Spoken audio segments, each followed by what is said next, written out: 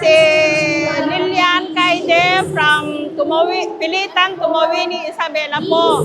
Ako po isang kagawad sa barangay namin. Ako po ay 30 years na po kaming kasalukuyan doon sa lupa namin na makakatanggap po kami ng individual titulo po. Nagpapasalamat po ako kay Secretary Condrado Estrella at higit po sa lahat kay Sir Paul Casil po from Tumawini, Dar.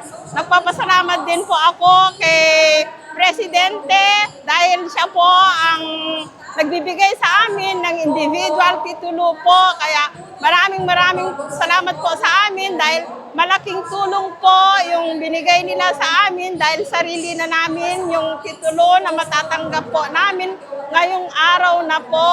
Tsaka po sa mga staff ng mga DA, lahat po, maraming salamat po dahil malaking tulong po sa amin yun dahil sarili na po namin yung lupa na may ibibigay sa amin titulo ngayong araw na to.